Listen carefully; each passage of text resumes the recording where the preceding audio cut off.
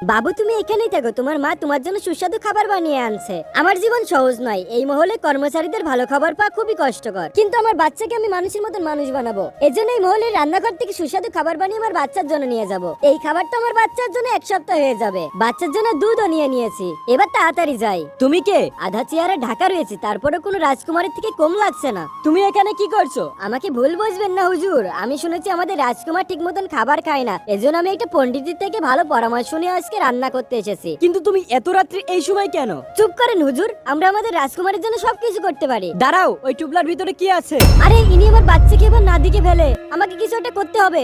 দাঁড়ান হুজুর, আমি বুঝতে পারছি আপনার অনেক খিদা লাগছে, আপনি বসুন, আমি আপনাকে খাবার দিতেছি। আপনি আমার হাতের খাবার খেয়ে দেখুন, অনেক সুস্বাদু, কিন্তু এর জন্য মূল্য দিতে হবে। এটার মাঝে বুদ্ধি আছে দেখছি। এই নাও, এটা চলবে।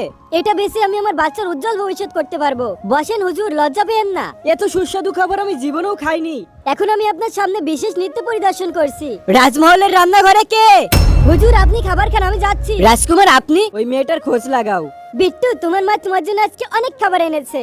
রাজকুমার আপনার জন্য সুস্বাদু খাবার এনেছি। কোনো স্বাদ নেই, বেস্বাদ। রাজকুমার আপনি কিছুদিন ধরে কিচ্ছু খাননি, আপনার কেমন ধরনের খাবার পছন্দ? আমার কি ওই মেয়ের সাথে আবার দেখা হবে? ড্রামা লাভার কিউট আপু ও বোনেরা, এরপর কি হলো দেখতে পারবো পার্ট 2 তে। পার্ট 2 দেখার জন্য ভিডিওতে লাইক করে চ্যানেলটা সাবস্ক্রাইব করে দাও। তোমরা কি কখনো এক নজর দেখে কাউকে ভালোবেসেছো? অবশ্যই কমেন্টে জানাইবা।